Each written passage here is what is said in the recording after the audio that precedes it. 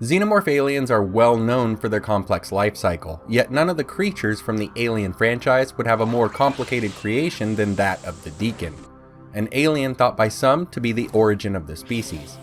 It would only appear briefly in Prometheus and would be cut out of its only comic book appearance. Yet in my opinion, it still holds an important position on the family tree of the Xenomorph.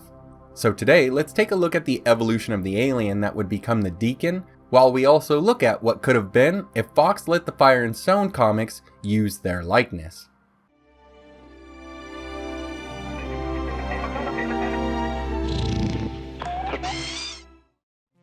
The story of the Deacon would actually begin with another alien, the Ultramorph. A favorite design of mine, the Ultramorph was meant to show us what kind of alien would grow inside of an engineer host versus a human one.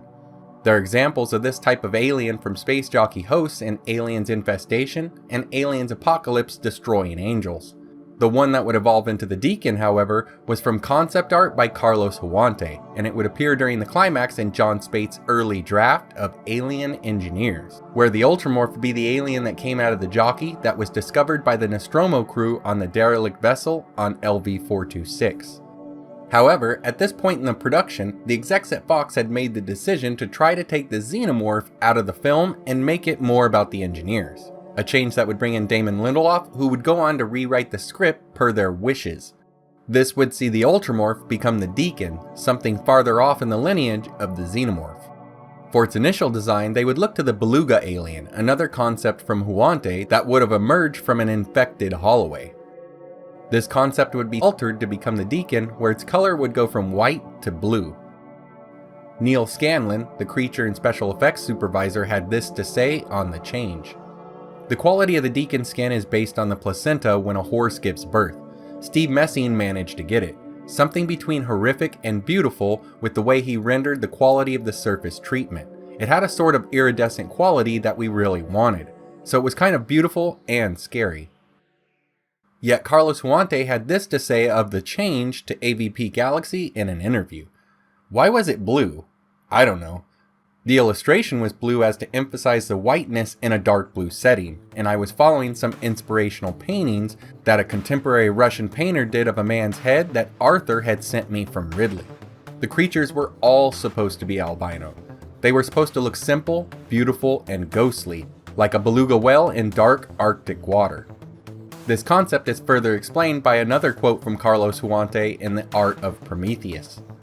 Once I realized that this film's timeline was taking place before the Giger-esque aesthetic would come into effect, I started homing in on a design aesthetic that I felt would complement the beautiful Giger style that saturated the first film.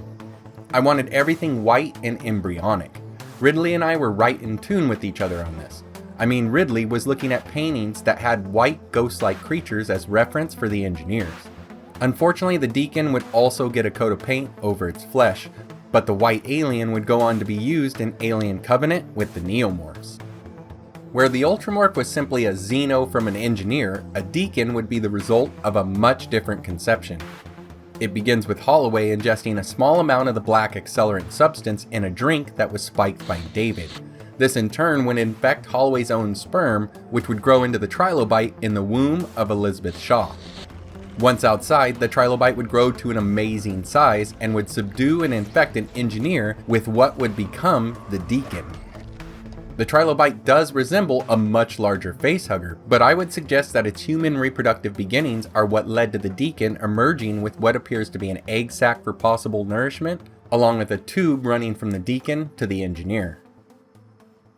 The newly discovered alien would use the point on the back of its head to cut its way free from the engineer, where it would then spill out onto the floor. Concept art would portray the Deacon standing with balance and power, whereas the one in the film was more like an infant learning how to stand for the first time. A change that was explained by Neil Scanlon. Foals are ungangly and ungraceful, but have to grow quickly. Just like giraffes and other animals born in the wild, they would have to get on their feet and ambulatory very quickly. This was a strategy for the Deacon. Now, according to the Book of Alien, little is known about the creature dubbed the Deacon due to the shape of its skull glimpsed on LV-223 in 2094. It seems clear, however, that while undeniably physically similar, the creature was not a xenomorph. Company scientists hypothesize that it is instead a byproduct of the engineered chemical known as the black goo, intended for use as a bioweapon. If we assume that the Xenomorph species itself was originally deliberately bioengineered, the Deacon may be an earlier abandoned iteration of research that is ongoing. The Deacon name itself was a reference to the pointy head having a similar shape to a deacon's hat. The bottom jaw could extend while a second upper jaw would shoot out, an idea from Ridley Scott after looking at the jaws of goblin sharks. Because the alien was grown in an engineer, they would be larger than their xenomorph cousins, especially if they grew any after birth, which the expanded universe would attempt to touch on, but we'll get to that in a minute. The creature had a body frame like the Xenos except with bluish gray skin that was smooth and lacked any biomechanical features. Its head would be elongated like the Xenos. It also had no tail and had no visible eyes like the Xenos and aliens, yet it also lacked the translucent faceplate of Big Chap. We have no evidence if they have acid for blood in the film universe, but this would be addressed in the comic books. The height and weight of the newborn Deacon is also unknown, but from the scene in Prometheus, it appears to me that if it was to stand upright, it could be around the height of an engineer at around 9 feet, which would already put it taller than a full-grown Xeno, which would stand at 7 to 8 feet tall. To find out even more about the Deacon, we need to look to the Aliens Expanded Universe at the Dark Horse crossover event Fire and Stone that featured interlinking comics under the titles Aliens, Predator, AVP, and Prometheus. The Deacon was last seen on film in the year 2093, and the comics would make a return mission to LV-223 in 2219, 126 years later. The series was originally intended to showcase the Deacons, while still throwing xenomorphs into the mix, but Fox chose to hold back on the usage of the Deacon with the Prometheus sequel still in the works. There was a cover image to Predator Fire and Stone #1 that did feature the Deacons, but it was changed before the comic was released. When we look at Fire and Stone Prometheus issue 1, we see alien monkeys that have a distinct Deacon look to them, and in the second issue, we see alien sharks that are also likely derived from the Deacon. Moving ahead to Aliens Fire and Stone issue 1, we see a mountain with peaks that look like the heads of Deacons or some other accelerant type growth. Later on in Aliens issue 4, Francis, a survivor on the moon, is desperately trying to hide from the aliens and the engineers. He ends up finding a pre-built shelter in a cave on that same mountain. Here he would perform experiments with the black substance along with studying the environment, where he would notice that the mountain itself was getting bigger. He would even say that he believes that the mountain is protecting him from the alien threats here on the moon. The last reference would appear in the finale of the series with Fire and Stone Prometheus Omega. The crew on LV-223 had been researching a signal of human origin coming from inside the mountain, and here in this issue, they find out that it's actually coming from the Prometheus ship itself. They would use the mining vessel Onager to drill into the side of the mountain, yet once inside, they would hit a river of acid, until it dawns on Eldon, their mutated synthetic, that the mountain is, in fact, alive. He notes that whatever it is must have been on Wayland's ship and has now grown up around it. Due to the accelerant, it evolved too fast, like the mutated queen that grew so large it became stuck inside the Onager itself. According to Eldon, the creature would be a prisoner of its own flesh.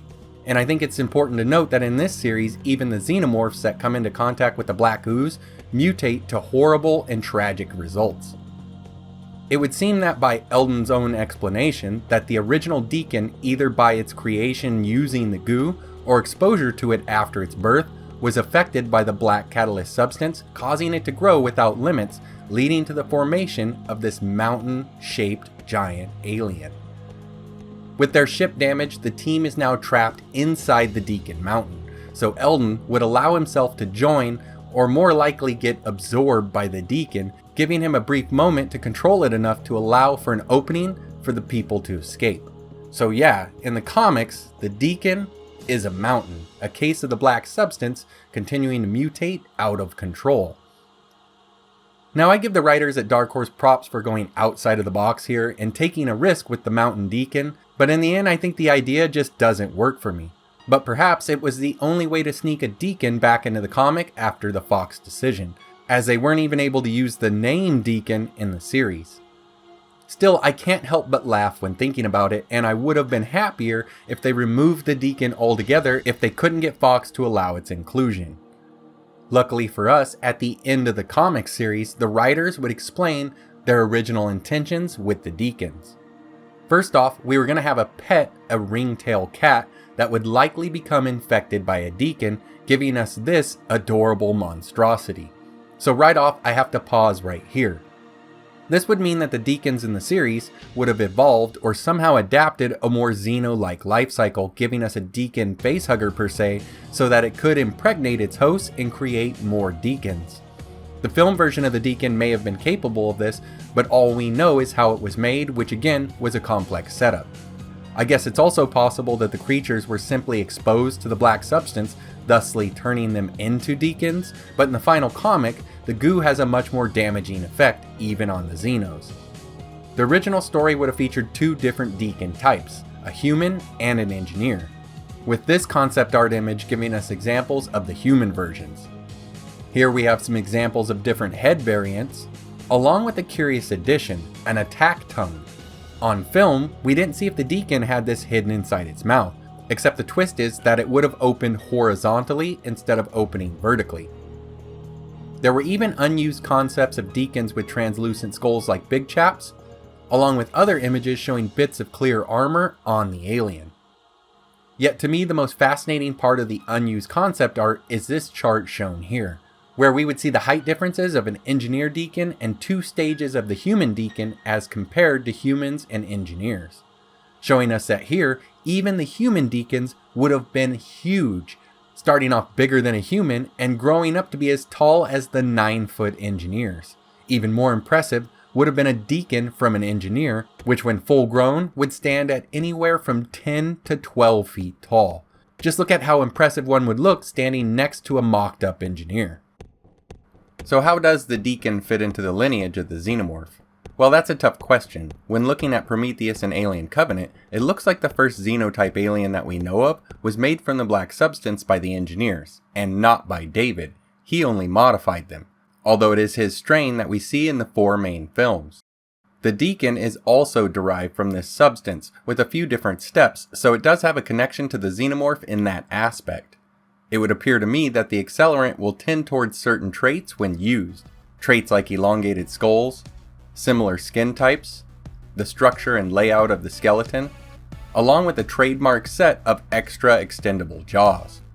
Some of these characteristics were even showing up in Fifield, even more so in the concept images.